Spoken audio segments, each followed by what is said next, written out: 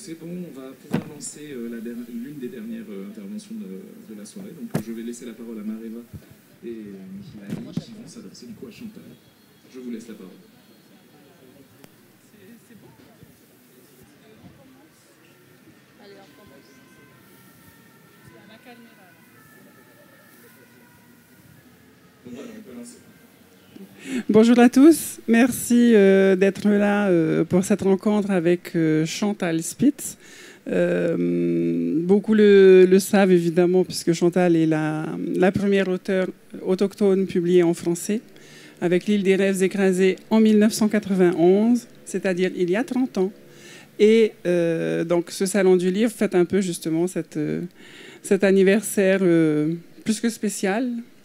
Et donc, on a le plaisir d'accueillir Chantal Spitz avec nous. Je serai accompagnée de Mihilani Ganivé, juste à côté. Et ensemble, on va essayer de retracer le parcours du roman, de ce premier roman français écrit par une Polynésienne et publié. Premier roman tahitien. Premier roman tahitien en français, pardon. Et puis voilà. Merci beaucoup, Chantal. Mihilani, en fait. On est parti alors. Ok. Alors, merci d'avoir accepté d'être avec nous aujourd'hui. Bon, tu n'avais pas trop le choix, mais bon, c'est pas grave. Donc, la première question, on va peut-être revenir un peu sur le contexte et sur la genèse de ce livre.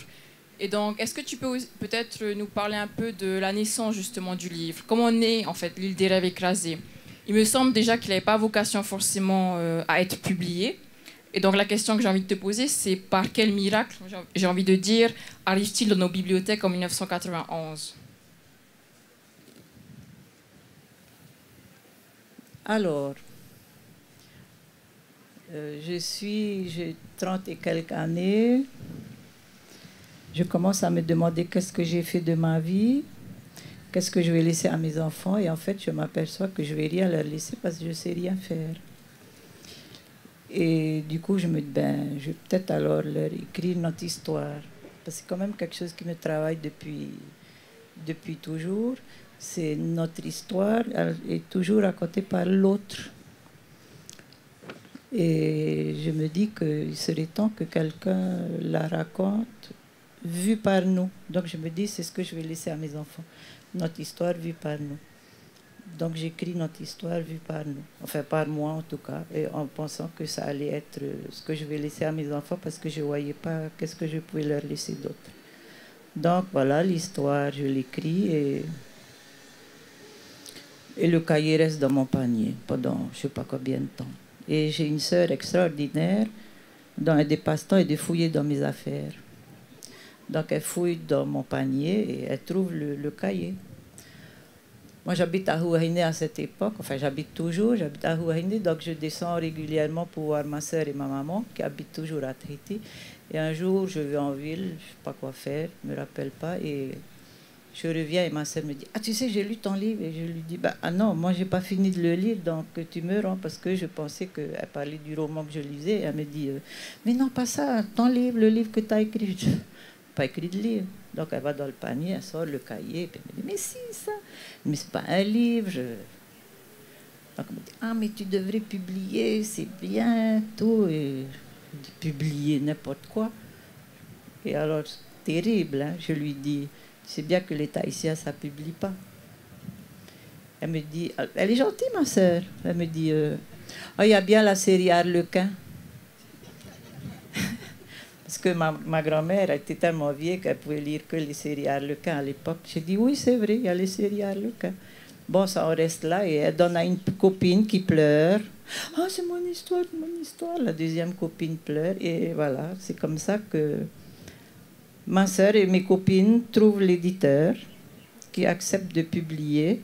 Je demande à un copain de dessiner la couverture et ça devient le premier roman. Et du coup, je veux dire, on sait maintenant que la réception a été violente, même si aujourd'hui c'est considéré comme étant un livre fondateur. Donc la réception a été violente, les critiques assez acerbes. La question que je me pose ou qu'on se pose, c'est qu'est-ce qui a le plus choqué les gens dans le roman? Ou même peut-être chez toi, je ne sais pas. En fait, quelques années après la sortie, j'ai réalisé que les gens, ils n'avaient pas forcément lu le bouquin. C'était un peu comme une légende urbaine qu'on a répétée. Comme je faisais un peu quelques petites choses pas très correctes socialement. Donc voilà, j'avais une réputation un peu bizarre. Et les gens ont plus parlé de ce livre comme quelque chose que, voilà, encore elle, mais en fait, les gens n'ont pas forcément lu. Alors ce qui est terrible à dire, c'est que les gens qui ont lu, c'est les Frani. Eux, ils ont lu. Et souvent, ils m'ont dit des gentilles choses. Alors que les vilaines choses, ça venait de chez nous, et des gens qui n'avaient pas forcément lu. Rarho me disait, ma copine Rarho, elle me disait qu'en fait, elle n'avait pas lu le livre parce que tellement elle avait entendu des choses bizarres, des choses enfin, très négatives. Et elle a lu le livre des années après. Et je crois que c'est beaucoup de gens n'ont pas lu le livre, en fait. Ils ont juste beaucoup parlé, comme on fait tout le temps chez nous. Voilà. Mais ceux qui ont lu le livre ont été gênés, bien sûr, parce que 1991, c'est la période des essais nucléaires. Il ne fallait pas dire que c'était une je ne sais pas comment rester poli, un truc pas bien, quoi. Voilà, donc il fallait surtout pas dire, voilà, et puis donc moi j'ai dit que c'était pas forcément très bien cette histoire-là, et ça n'a pas plu à la bonne société qui défendait les essais nucléaires. Donc eux, ils ont été très méchants. Mais bon, ça fait longtemps et on s'en fiche.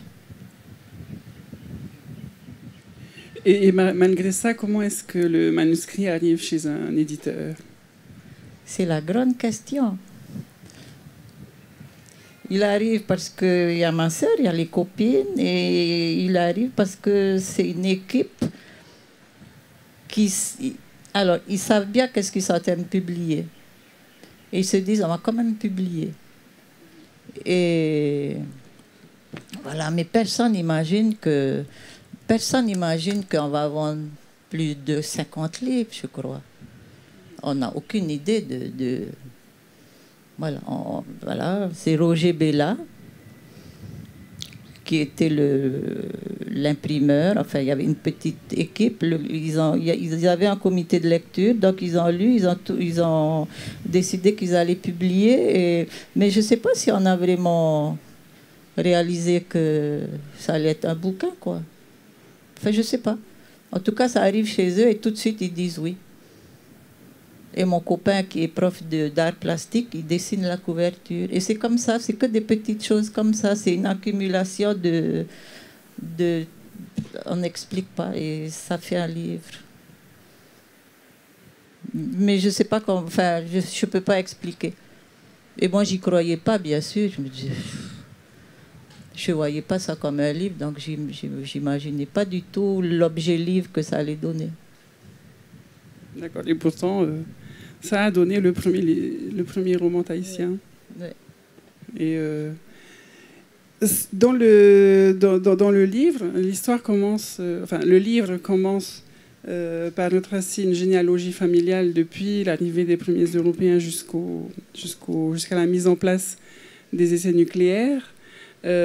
Personnellement, ça fait un moment que j'ai pas relu L'île des rêves écrasés, mais oui, ce que j'ai, c'est encore la couverture orange là. Mais par contre, je me souviens très bien des émotions suscitées, et j'ai toujours été fascinée par l'incipit du roman, avec cette généalogie justement qui remonte jusqu'à avant le contact. Au final.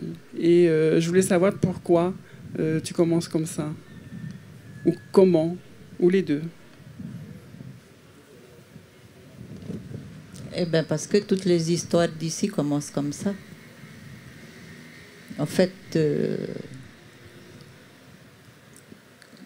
En on a quelqu'un et ce quelqu'un est forcément relié à il y a très longtemps. Les racines, c'est au fond, au fond, au fond. Et c'est comme ça qu'on se présente en Papa Tupuna. Même si moi je ne sais pas le faire, mais c'est comme ça qu'on le fait. On dit ses racines jusqu'où elles descendent, jusqu'où elles s'ancrent dans la terre, et puis on remonte jusqu'à nous. Et donc j'ai suivi ce même processus, enfin cette même idée. En fait, je me suis rendu compte, il n'y a pas très longtemps, que j'ai toujours écrit par instinct. C'est jamais réfléchi, c'est jamais construit. Si, j'ai une idée dans la tête, mais c'est pas construit. Il y a rien qui est construit, donc j'écris avec mon instinct. Ce que je ressens, ce que je pense que, voilà, je vais dire comme, mais il n'y a rien qui est construit au départ. C'est vraiment très instinctif. Et maintenant, ça m'embête parce que je commence à penser comment je vais raconter une histoire. Et là, c'est pas sympa parce que du coup, je me mets la pression, quoi. D'accord, et c'est aussi ce qu'on... c'est un peu ce qu'on ressent du coup avec Carte Postale. Ben oui, et là ça va en s'empirant. Ne t'inquiète pas, hein, ça se passe bien. Hein. Enfin, de notre côté, je veux dire... Ouais, il n'y a que du côté de mon éditeur que ça coince un peu. Parce qu'il attend, et à force de réfléchir comment je vais raconter les histoires, je ne sais plus du tout raconter.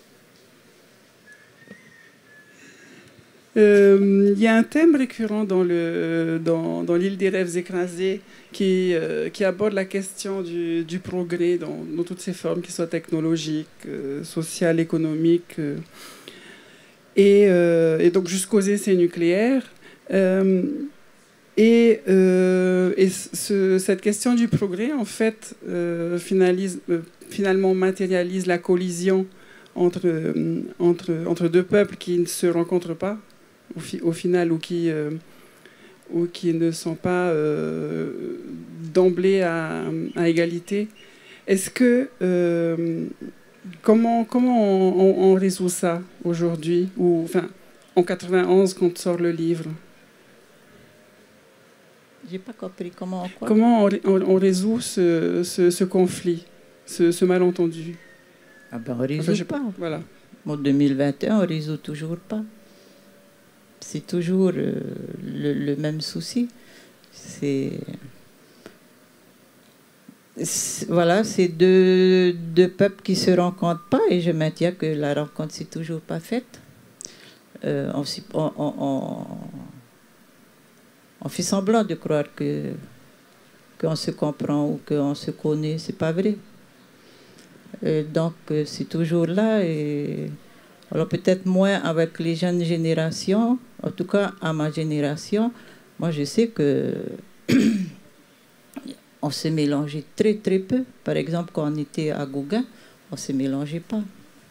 Nous, on était d'un côté et les autres étaient de leur côté. Il y avait très peu de passerelles entre les... En tout cas, moi, dans le cercle de gosses que je fréquentais, il y avait très peu de passerelles. Moi, j'avais quelques copains et copines que j'ai toujours gardés d'ailleurs, mais c'était pas très très courant.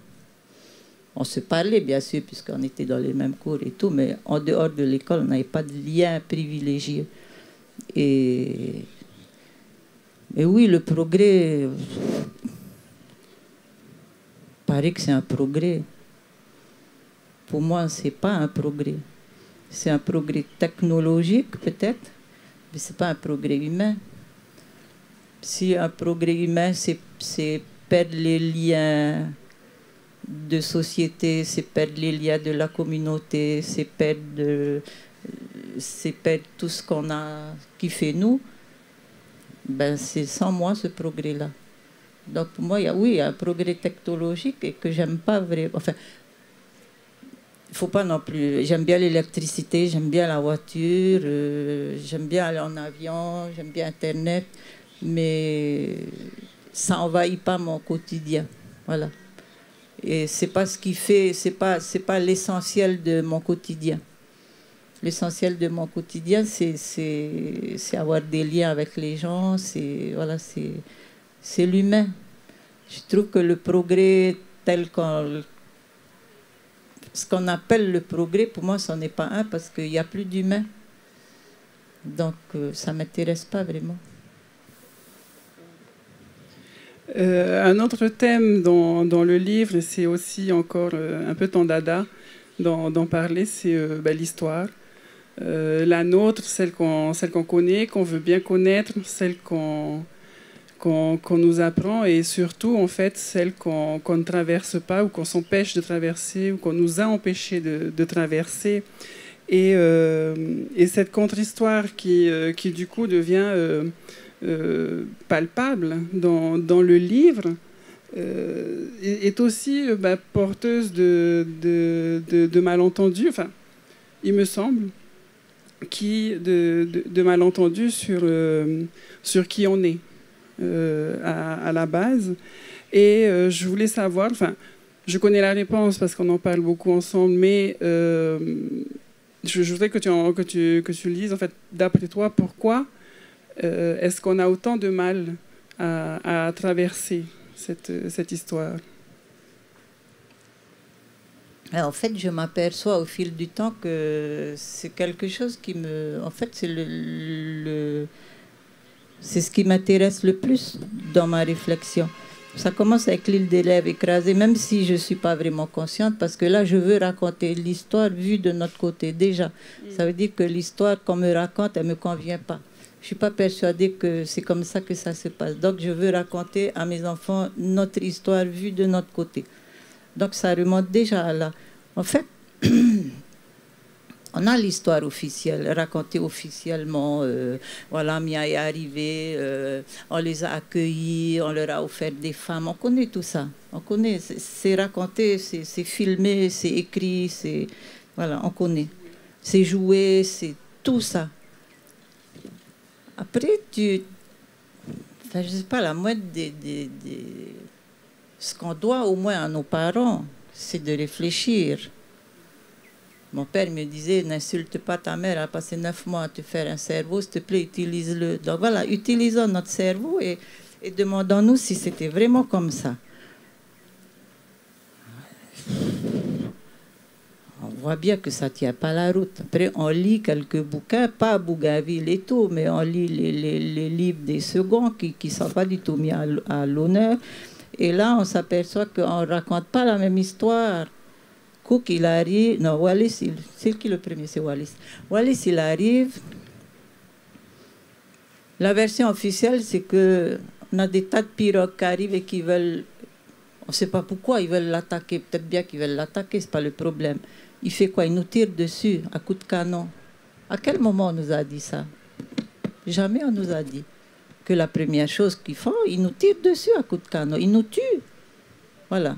Il s'en va, il nous a laissé la syphilis. À quel moment on nous a dit? Jamais. Après, on nous dit oui, quand ils sont arrivés, parce que nos ancêtres, ils se machin, alors tu avais les dieux qui étaient blancs. Alors quand ils sont arrivés, on les a pris pour des blancs. S'il te plaît, il ne faut pas non plus exagérer. En fait, tout ça, on nous dit jamais, on nous dit pas qu'on nous a tiré dessus.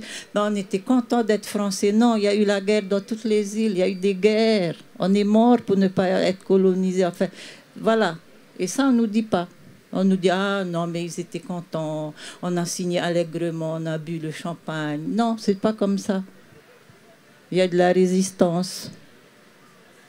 Voilà, donc moi, c'est ça qui m'intéresse. Et pourquoi on ne nous dit pas? Je ne sais pas pourquoi on ne nous dit pas. Peut-être pour éviter qu'on se pose des questions. Donc tout le monde est gentil, tout le monde il est beau. Les Occidentaux sont tous sympas, ils nous veulent que du bien. Il faut les remercier d'être là parce que sans eux, alors déjà, on ne serait même pas humain parce que notre premier pas vers l'humanité, l'humanisation, c'est d'être devenu chrétien. Parce qu'avant, bien sûr, on était des sauvages. Hein. Deuxième pas, c'est d'être devenu français. Et troisième pas, c'est d'être complètement français aujourd'hui. Donc, on est humain. Enfin, à moitié, il ne faut pas l'exagérer. Hein. On n'est pas tout à fait humain. Quand même. Donc, non, moi, ça ne me convient pas. Donc, je questionne la narration historique officielle. Je questionne constamment. Alors, je sais que ça énerve les gens, mais ce n'est pas grave. Mais je trouve qu'il faut être critique. J'aime bien lire les choses qu'on écrit de nous. Je lis avec un esprit critique. Donc moi j'espère, enfin c'est mon truc, c'est d'avoir un regard très critique sur ce qu'on écrit de nous. Et quand tu penses qu'aujourd'hui, nous-mêmes, on écrit de nous ce que les autres ont écrit de nous, que nous-mêmes, aujourd'hui, on croit qu'on est comme ça, c'est dramatique. La vainée, langoureuse, machin, il faut arrêter le nid. Donc, parce que ça perdure, ça témoigne quand même d'un certain manque d'originalité de la pensée, hein, de continuer à persévérer dans cette histoire de mythe. Ça veut dire que quand même la pensée est un peu vide, quoi, de continuer à s'accrocher à ça. Il faut passer à autre chose. Donc moi, je pense que c'est ce qui m'intéresse. Le seul truc qui m'intéresse vraiment, c'est questionner ce discours officiel historique. Mais tu n'as pas répondu à ma question, en fait. Ma question, c'était, à ton avis, pourquoi est-ce qu'on a du mal à faire cette traversée? Pourquoi est-ce qu'aujourd'hui encore, on reste sur ces stéréotypes? Je te raconte un truc. On est dans les années 90, début 90. Mon dernier fils est au CE1. Un soir, il rentre, me dit, on mange. Maman, tu connais Pomare 5? Je dis, enfin, je ne le connais pas, mais oui, je sais qui c'est. Pourquoi? C'était notre leçon d'histoire aujourd'hui. On est dans le village de Maeva, 400 habitants. OK. Que des autochtones, OK, y compris les instits. OK. C'était ma leçon d'histoire. Hein? Et alors? Eh bien, Pomare 5, c'était le roi des sauvages. On est en 90. Le maître, il est autochtone, il s'adresse à des gosses autochtones. Je dis, ah, OK. Ah bon, OK. Tu te souviens, grand-maman? C'est ma grand-mère. Oui. Elle était morte 2 ans avant, je crois. À ton avis, grand-maman, elle était sauvage ou elle était comme nous? Ben non, elle était comme nous. OK. Et ses parents, alors, à ton avis, c'était comment?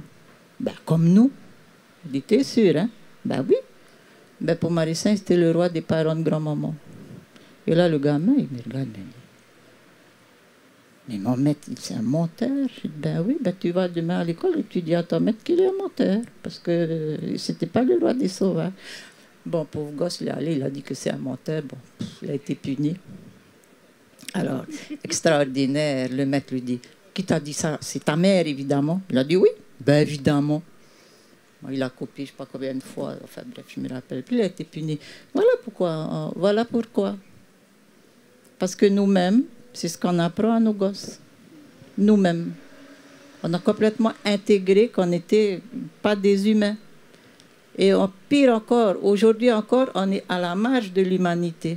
Parce qu'on est un mythe où on a des spécificités polynésiennes. Ça veut dire quoi? Ça veut dire qu'on n'est pas dans le club des humains. On a des spécificités. On n'accepte toujours pas qu'on est des humains à l'égal de tous les autres humains de la création. On n'est pas différents.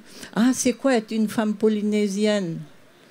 Ben, c'est être comme une femme de n'importe où et avec les mêmes problèmes d'humain. Qu'est-ce que je mets à table? Qu'est-ce que je nourris mes gosses? Qu'est-ce que je les habille? Qu'est-ce que je leur apprends? Tout ça, on n'a pas des préoccupations polynésiennes, on a des préoccupations d'humains. Mais à chaque fois, on nous ramène, c'est quoi être polynésien? Ah, c'est spécifiquement polynésien. Ah, non, je suis un polynésien. Non, on est humain. Tant qu'on n'aura pas accepté qu'on est humain, pareil que tous les humains, un humain égale un humain et nous égale un autre, on ne va pas y arriver. Un autre exemple, par exemple, le mot éténé. Éténé au départ, ça veut dire païen. C'est celui qui n'est pas chrétien. Hein? C'est ça au départ. Aujourd'hui, éténé, ça veut dire sauvage, sans éducation, rustre. Tu vois le glissement sémantique? Ça veut dire que si tu n'es pas chrétien, T'es pas un humain. Ben, c'est grave. Parce que nous-mêmes, on utilise ce mot.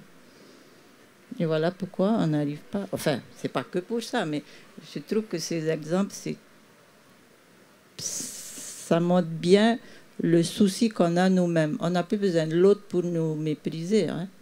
On s'auto-méprise. Hein. C'est bon, là. On a tout compris. On a pris la leçon et on la répète. Et tant qu'on va répéter la leçon, on ne va pas y arriver. Tu vois, par exemple, quand tu dis c'est un roman français, ben non, je suis désolée, c'est un roman tahitien. Ça n'a rien de français. Oui, oui, c'était juste ma langue Oui, non, mais tu vois, c'est justement là parce qu'on ne se rend même plus compte de ce qu'on dit. Nous, y compris moi, hein, des fois je dis, qu'est-ce que tu as dit? Mais parce que c'est devenu tellement naturel qu'on n'y pense plus. Oh, c'est dangereux. Donc on a parlé un peu de l'héritage de ce roman. J'aimerais peut-être élargir le champ et aller au-delà du champ strictement littéraire ou historique, parce qu'aujourd'hui on est quand même sur le paper. Et c'est entre guillemets maintenant c'est normal pour nous d'écrire, de publier, d'occuper l'espace public, et tu parles beaucoup de ça. Si bien que peut-être, et je parle plutôt du point de vue de ma génération, j'ai 27 ans, et de ceux peut-être qui viendront ensuite, qu'on oublie peut-être le privilège que c'est et les défis rencontrés sur le chemin. Je sais que tu m'as fait pas mal de leçons de morale par rapport à ça. Donc j'aimerais en fait savoir, est-ce que tu peux nous partager certains de ces défis, ne serait-ce que peut-être pour qu'on se rappelle que rien n'est jamais acquis aussi, aujourd'hui et demain. Des défis que tu as pu rencontrer qui ont enjalonné ton chemin et ce chemin-là. En fait, peut-être que Alzheimer me guette, mais franchement, les défis, j'ai oublié. Enfin, je veux dire, c'est peut-être pas que j'ai oublié, mais c'est plus important. Aujourd'hui, c'est plus important. L'essentiel, comme tu dis, c'est qu'on est là. Après, oui, ben déjà que à la sortie du bouquin, machin, tout ça, et puis on s'est... Il y a littéralement, oui aussi, on a fondé l'association pour dire qu'on est présent, qu'on existe. Parce qu'à l'époque, la grande question, c'était est-ce que la littérature polynésienne existe? Ah oui, elle existe. Elle a peut-être pas les canons de la littérature occidentale, mais bien sûr qu'elle existe. Ça n'existe pas un peuple sans littérature. Quelle que soit la forme de la littérature. La littérature, c'est la pensée. Il n'y a pas de peuple qui ne pense pas. Les humains pensent. Mais voilà, ça, c'était les défis à relever. Mais je ne suis pas sûre qu'on les a tous relevés. Particulièrement celui-là. J'ai l'impression que pour les autres, la question ne se pose plus. La littérature, notre littérature existe. Alors après, il y en a toujours qui aiment bien mettre un qualificatif autochtone, exotique, machin, enfin je sais pas, océanienne. Non, la littérature, point, elle n'a pas besoin d'être qualifiée, c'est de la littérature. Après, on peut préciser d'où ça vient ou tout, mais c'est la littérature. Le problème, c'est nous. Il y a quelques années, on était avec Flora de Watine au lycée à Papra. On était invité par une prof de français. Les gamins étaient super contents. Ils avaient lu L'île des rêves écrasés, ils avaient lu d'autres bouquins. Ils étaient super contents. Ils découvraient la littérature de leur pays, tout ça. Et il y a une gamine qui me dit « Ah, moi, je vais demander à maman d'acheter L'île des rêves écrasés. Je veux avoir mon livre. Je ne veux pas avoir le livre de la bibliothèque du CDI. Je veux avoir mon livre. » Je dis « C'est bien. » Quelque temps après, je rencontre la gamine en ville. Et je dis, alors, maman, elle t'a acheté le bouquin? Et elle me dit, tu vois, ma tante, elle est instite. Je dis, à la pauvre gamine. Elle a dit à maman, non, mais tu sais, si tu veux qu'elle passe le bac, il ne faut pas qu'elle lise Chantal Spitz, il faut qu'elle lise Chateaubriand. Je dis, alors ta tante, ça, elle n'a pas lu Chateaubriand, ça, elle t'aime pas. Hein? Parce que franchement... Voilà quoi, enfin, je dis c'est ça la réalité, c'est nous-mêmes qui pensent que notre littérature, c'est une sous-littérature. Et que tout ce qui vient de l'extérieur, c'est forcément mieux que nous. Ça change. Ça change grâce à beaucoup de professeurs quand même qui nous invitent, qui font lire les bouquins. Ça change grâce aux rencontres qu'on fait. Ça change grâce au salon du livre. Les gamins viennent. Ça change grâce à l'action de la ETI. C'est la ETI qui a mis les bouquins dans les écoles? C'est qui? C'est au Vent des Îles? Voilà. Donc maintenant, il y a les collèges et lycées comment je veux dire, un paquet de livres qui mis à la disposition des CDI. Donc nos livres entrent dans les bibliothèques des collèges et des lycées. Mais c'est 20 ans de travail. Enfin, c'est aberrant. Parce que les livres des autres, ça entre automatiquement. À nous, il faut batailler pour que ça entre. Mais ça entre. Ça, c'est un des grands défis. Ouais. Mais bon, je ne suis pas dedans. Ce n'est pas grâce à moi que ça évolue. Mais voilà, ça, c'est... En fait, ça vient de nous-mêmes. Hein. C'est nous-mêmes qui nous dépressions. C'est nous-mêmes qui ne nous aimons pas. Donc mais maman, fai toito. Madame la Présidente, fai toito. Du point de vue littéraire, la publication de L'île des rêves écrasés est aussi remarquable, en fait, parce qu'elle joue comme pour la pensée autochtone un rôle fondateur par la libération de la parole littéraire de ce pays. Alors, tout ça, évidemment, ramené au contexte de l'époque. C'est pour ça que je le dis comme ça, même si je sais que c'est quelque chose qui ne te plaît pas forcément, mais pourtant, c'est aujourd'hui, nous, on le perçoit comme ça. On n'est pas les seuls à le percevoir comme ça, je le sais, j'en suis sûre. Mais pourtant, ailleurs en Océanie, avant 91, il y avait déjà eu des auteurs autochtones d'Océanie publiés et qui étaient publiés régulièrement. Pourquoi nous, on a dû attendre 91?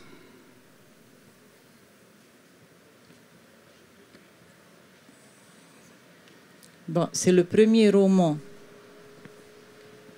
Et je crois que c'est pour ça qu'on en parle autant, parce que dans les canons de la littérature française, c'est le top niveau, le roman. Mais avant, il y avait plein de choses. Il y a eu plein de choses avant. Il y a eu Charles Manouteil, il y a eu Flora de Vatine, il y a eu énormément de gens avant. Et c'est là où c'est un peu... pas compliqué, mais c'est là où la rencontre ne se fait pas. Et tu vois, là encore, la rencontre ne se fait pas. Ce pays est bourré de gens qui écrivent. Le souci, c'est qu'ils écrivent dans leur langue. Donc, comme Myanmar ne comprennent pas, ça n'existe pas. Mais c'est là où je ne suis pas la première à avoir écrit. Je suis la première à avoir écrit un roman. Du coup, je suis classée top niveau, parce que c'est le top niveau de la littérature occidentale. Mais non, moi, je suis une parmi les autres. Après, c'est sûr que j'ai écrit en français, qu'en 91, même si on s'en défend, on est déjà très français dans notre tête. On n'en parle pas aujourd'hui, mais déjà en 91, on est très français dans notre tête, y compris moi.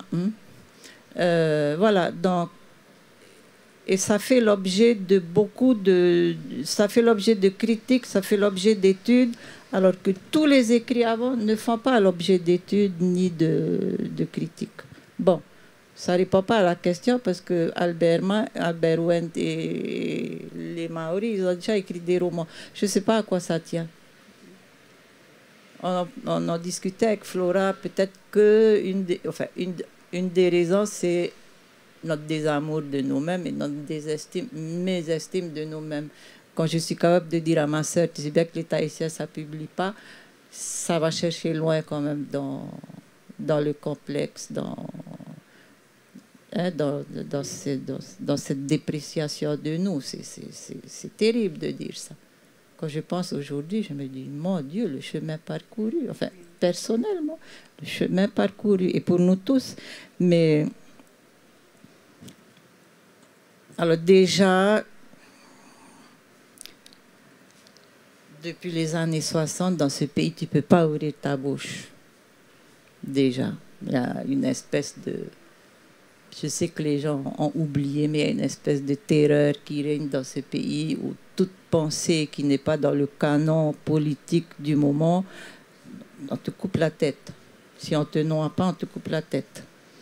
Voilà, déjà il y a ça. Mais il y a aussi peut-être la difficulté de sortir du groupe. Moi, enfin ma génération, c'est encore une génération qui est élevée où le jeu n'existe pas forcément. Pourtant, j'ai une éducation plutôt occidentale. On ne dit pas jeu. Tu ne comptes pas. Tu es une partie du groupe, tu es une partie de la famille, la petite famille. Après, tu es une partie de la grande famille, tu es une partie du quartier. Moi, j'étais ici. Après, voilà. Mais tu n'as pas vraiment d'existence en tant que personne. Tu fais partie du groupe. Avec Flora, on se dit que c'est peut-être pour ça qu'on a eu autant de mal. Et c'est aussi pour ça que j'ai mal vécu d'être propulsée comme ça sur la scène publique de façon brusque, parce que tout d'un coup, je sortais du groupe et je devenais quelqu'un quoi. Peut-être, si je peux rajouter, ça me fait penser, peut-être aussi, il y a un des enjeux, c'était l'accès à tout ce qui est imprimé et publication. Parce qu'ailleurs, on voit quand même que, par exemple, au Hawaï ou à Aotearoa, dès le 19e siècle, les gens, ils ont publié, mais massivement dans les journaux, il y a des millions et des millions de pages d'archives. Et c'est là aussi l'intérêt de garder des archives, c'est qu'il y a tous les enjeux, les choses dont tu parles, mais je pense que fondamentalement, c'est aussi l'accès tu l'as dit toi-même, c'est ta sœur et un groupe de copains, que c'est grâce à eux ou c'est à travers eux que tu as pu publier. Et ça, on oublie souvent, mais c'est peut-être le fait de ne pas avoir accès à la publication, parce qu'il ne faut pas oublier quand même que dans les années 70, il y avait des journaux. Je pense par exemple au VATNUNA en français et en tahitien. Bon, les archives, on est en train de les numériser, mais ça existait. Donc, ce n'est pas forcément impossible, mais voilà, ça fait partie de ta réflexion. Oui, peut-être. En fait, tu sais, quand tu as toutes ces questions-là, c'est des questions qu'on ne se pose pas. C'est vous qui vous posez les questions. Enfin, moi, quand j'écris, je ne me pose pas ces questions. Hein. Après, on me force à réfléchir et à trouver des réponses. Du coup, pour avoir l'air un peu intelligent, il faut trouver des réponses. Mais en fait, ce n'est pas des questions qui me travaillent. Sinon, il ne fallait pas écrire. On est d'accord. On est absolument d'accord. Bon, on n'a pas eu beaucoup de temps, mais donc on a balayé plus ou moins les 30 dernières années. J'aimerais peut-être parler des 30 prochaines années, si on est optimiste ou pas. J'aimerais savoir quelles réflexions t'animent encore, et puis bon, tu as peut-être un peu répondu à la question. Et quel thème souhaites-tu explorer potentiellement dans ton prochain livre, si prochain livre il y a? En fait, j'ai pas beaucoup d'imagination, moi. J'écris toujours les mêmes trucs. Pas la modeste. Non, mais j'écris toujours les mêmes trucs. J'écris des choses de chez nous. J'écris des choses pas joyeuses. Parce que c'est ça qui m'intéresse, c'est les vrais gens qui m'intéressent. Et voilà, donc le prochain... Mon éditeur, si tu m'entends, le prochain bouquin, c'est encore un recueil de nouvelles. C'est toujours aussi dramatique que carte postale. Voilà. Après, mais ce que j'aimerais bien... Parce que ça, je parle de aujourd'hui. Et aussi l'histoire vue de notre côté, parce que je raconte l'envers de la carte postale. Mais j'aimerais bien aller plus au fond du questionnement de la narration historique officielle. Je ne sais pas comment on fait, mais j'aimerais bien. Donc, voilà. Mais j'ai l'impression que j'écris toujours autour des mêmes choses. C'est-à-dire nous et nos désastres. La mémoire aussi, oui, bien sûr, la mémoire. Ben, en fait... Est-ce mal comprendre Chantal Spies que de penser comme qu'il y a de l'espoir parce que tu continues à écrire? Non, mais c'est mal connaître Chantal Spies de penser qu'elle est pessimiste, déjà. Lucide, tu dirais? Je suis lucide. C'est mal aussi penser que je rigole pas. Parce que je suis une marrante. On est au courant. Je suis très marrante. C'est vrai que je n'ai pas l'air d'être marrante, mais je suis très marrante. Non, mais sinon, voilà, tu m'as coupé. Oui, non, mais c'est ça qui m'intéresse.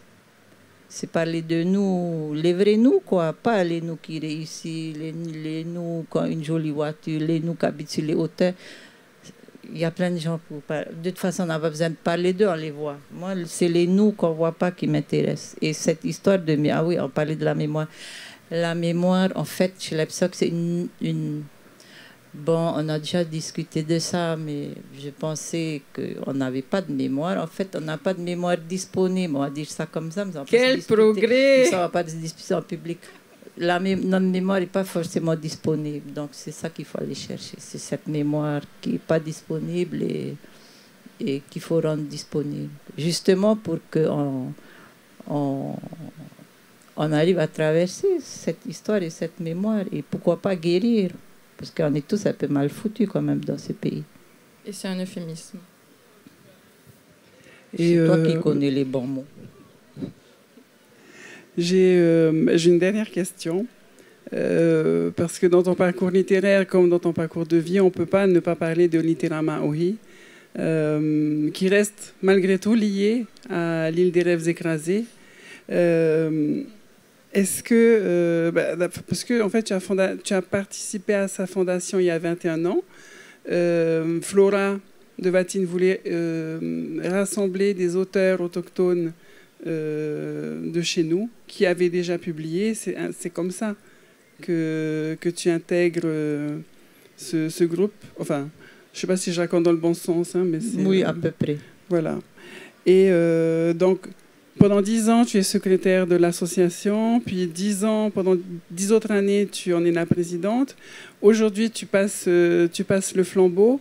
Qu'est-ce qui te reste? Enfin, qu'est-ce que tu gardes de cette aventure? Et surtout, en fait, qu'est-ce que tu espères pour la suite? Je crois que ce que je garde, c'est beaucoup de bonheur. Vraiment, vraiment des beaux moments entre nous, avec les gens d'ici. Avec les gens d'ailleurs, parce qu'on a souvent été invités au Salon du Livre, ailleurs, en Océanie, même plus loin, en Europe. C'est vraiment des moments de partage et de rencontre que je garde, mais particulièrement avec les gens d'ici. Et les fois où... vous voyez, quand on est au stand, les fois où quelqu'un arrive et nous dit « J'ai écrit un truc, mais j'ose pas publier. » On dit « Mais voilà l'espace, on vous offre l'espace. » Et le moment où quelqu'un décide de partager son texte et de nous le confier pour qu'on le publie, ça c'est extraordinaire. C'est magique. Ouais. Tu vois, par exemple, Juliette qui vient lire hier soir. Qu'est-ce qu'on demande de plus? En plus, elle pleure, c'est merveilleux. Enfin, voilà, c'est ces moments-là que je garde. Et puis tous les fous rires qu'on a partagés pendant les réunions et toutes les disputes qu'on a eues et les after-réunions. Voilà. Non, mais c'est magique, littéralement. Et ce que je souhaite, c'est que vous en fassiez votre association. Vous qui avez pris la relève, toi, la présidente, Monaoura qui continue d'être secrétaire. C'est que vous en fassiez votre association, que vous vous détachiez de Flora de Vatine et de Chantal Spitz et que vous fassiez voguer cette pirogue là où vous voulez qu'elle aille. Parce que nous, on est vieux, on est incapable de se projeter dans les 30 prochaines années. J'aurai quand même 97 dans 30 ans, donc on va éviter d'être encore en vie. Ça risque d'être un peu galère pour les gens autour. Moi, je m'en foutrais parce que je serais complètement décatie, mais les gens complètement autour... Complètement déliquescente. Voilà, en plein... Voilà. Et du coup, oui, partir avec la pirogue et l'amener ailleurs, enfin, l'amener là où vous voulez, parce que vous êtes en train de construire votre pays, là. Nous, on s'est un peu pas très bien débrouillés. On compte sur vous pour...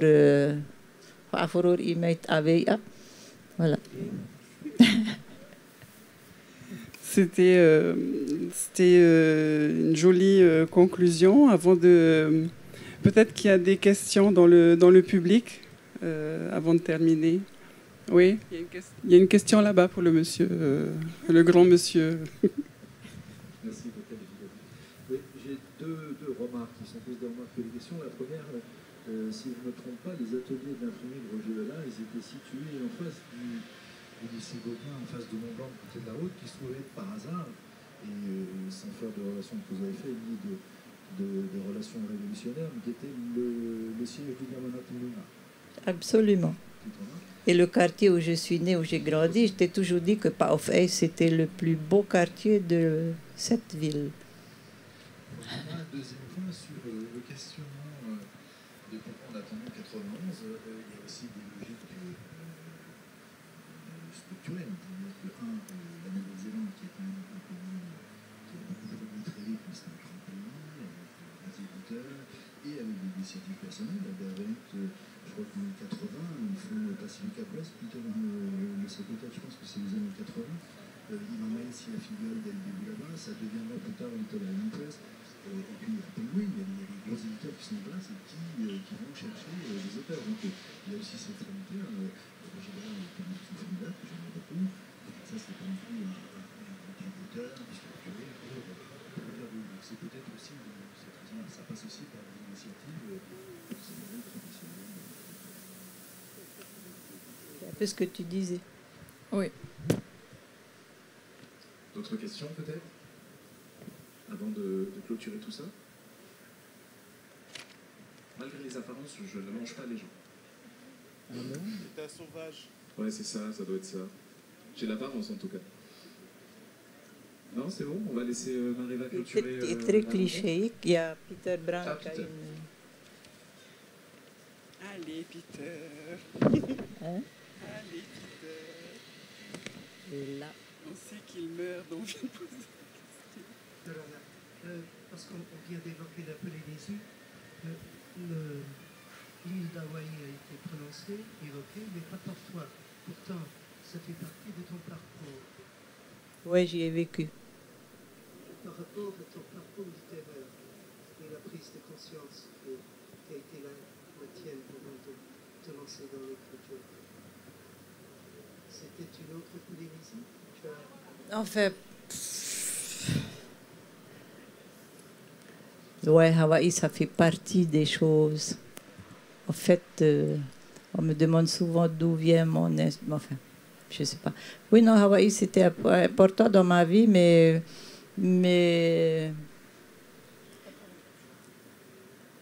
j'ai pas trouvé de stimulus littéraire à Hawaï. Il n'y en avait pas. Par contre, j'ai défilé contre la guerre du Vietnam à Hawaï, par exemple. Mais il n'y avait pas d'écrivain hawaïen. Quand j'étais à Hawaï, j'ai plus fréquenté les Samoans, Fidji et Tonga qui étaient là, parce qu'il se trouve que j'étais dans un collège où on y était tous, mais il n'y avait pas vraiment de hawaïens. C'est bien plus tard que j'ai eu des liens avec les Hawaïens. Mais j'avais déjà publié. Non, c'est Albert Wen qui m'a... C'est Albert Wen que j'ai lu. Du coup, j'étais obligée de lire en anglais pour pouvoir le lire. J'ai sûrement raté la moitié des trucs, hein, parce que je ne suis pas très assez en anglais, mais c'est Albert qui m'a... Comment je vais dire? Peut-être il m'a donné... Je sais pas s'il m'a donné le courage d'écrire. Je ne sais même pas, je pense même pas. Parce qu'en fait, j'ai pas écrit, j'ai juste écrit un truc pour mes gamins. Donc, j'avais pas... Ou alors, inconsciemment, j'avais une envie de publier un truc, j'en sais rien. Mais non, Hawaï, ça fait pas partie de du début de l'aventure littéraire. En tout cas, avec les Hawaïens. Encore une question, peut-être? On a encore 5 minutes, 4 minutes maintenant.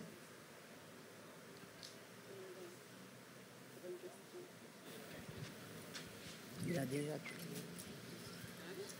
Bon, on va finir là-dessus, du coup. On a déjà eu notre mot de la fin, ou quelqu'un veut rajouter quelque chose? Non, ben c'était un très bon moment. Enfin, personnellement, j'ai passé un très bon moment. Merci infiniment, Chantal. Merci, Mariva. Merci, Chantal. Mélilani.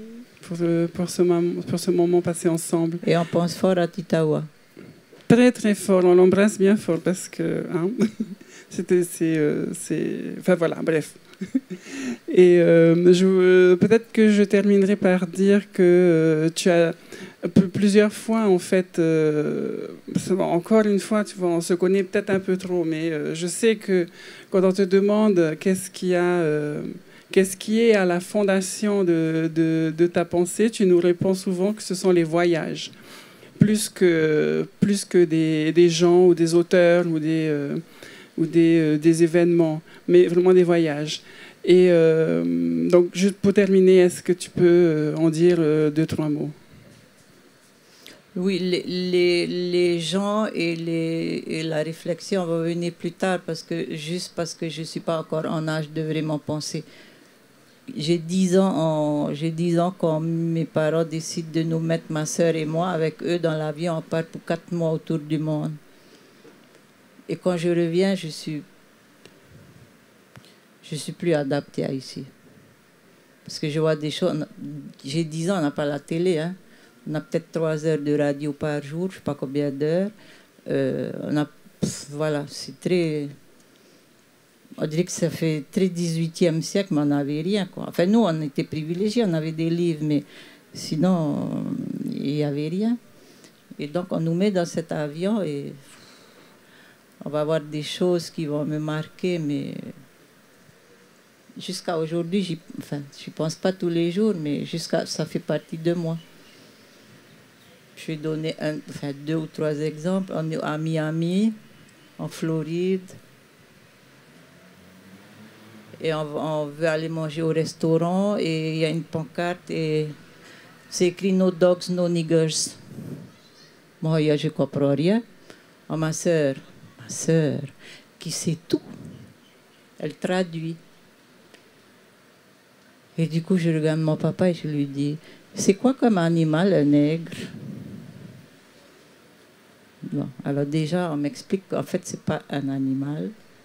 Donc déjà là, je me dis... Enfin, je ne suis pas très consciente ce que je me dis, mais là, déjà, j'ai un choc, quoi. Que c'est des gens et... Voilà, ils sont comme des chiens. OK. Bon, je ne connais pas encore tout le reste, hein.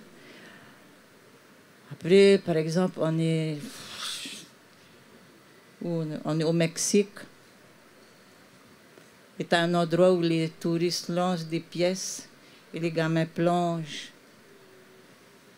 Et ma mère, bien sûr, nous interdit de jeter des pièces parce qu'on ne doit pas et ça ne se fait pas. Et elle nous explique, enfin bref, elle nous explique pourquoi il ne faut pas. Donc, choc. Après, par exemple, on est au camp de concentration de Dachau. Évidemment, mon père, hein, comme il faut utiliser notre cerveau, il ne l'explique pas. Donc, on est là et...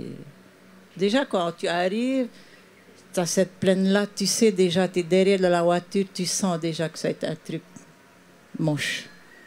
Je ne sais pas pourquoi, mais tu sais déjà que ça va être moche. Et c'est très moche. Un camp de concentration, c'est très, très moche.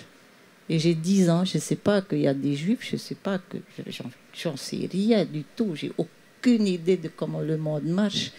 Et t'as mon père, il est gentil, mon papa. Il nous regarde, il nous dit... On assume des fétis là-dedans. Il est gentil. Et là, tu te dis... il me semble que fétis, ça veut dire famille, cousin. Pourquoi pas qu'est-ce qu'on a... Enfin, voilà. Donc, je reviens, je suis complètement déphasée. Hein, parce qu'en plus, je ne peux pas raconter à mes copines. Elles n'en ont rien à foutre du camp de concentration. Elles ne savent même pas ce que ça veut dire. Donc, je reste avec ça tout le temps. Après, bon, on voyage en Océanie avec mon père. Voilà, donc je découvre l'Océanie. Et je sais que c'est nous. Je comprends que c'est nous. Après, un peu plus tard, je suis au Chili. Bon, il y a la campagne pour Allende. L'année d'après, je retourne. Il est élu. Et quelques temps après, on l'assassine. Donc, c'est tout ça qui... Au départ, c'est vraiment des voyages. Après, à la bibliothèque de la maison, où je découvre discours sur le colonialisme. Voilà. Au départ, c'est vraiment des voyages qui me posent problème, enfin, où les problèmes vont venir percuter ma tête. Après viennent les auteurs, les idées, après tous les grands, évidemment, que tout le monde a lu. Mais ouais, la jeunesse, c'est vraiment ce voyage, quand j'ai 10 ans en tout cas, dans ma tête. T'as encore mis l'ambiance, Chantal. C'est un peu ma spécialité quand même. J'ai remarqué quand même qu'il y a quelque chose qui revient. Pourtant, je suis une marrante. Hein. Et on enchaîne avec quelque chose après. C'était les dernières minutes. Donc voilà, merci. Applaudissements s'il vous plaît. Et là, il va y avoir un petit branle-bas de combat puisqu'il y a un enregistrement, mais on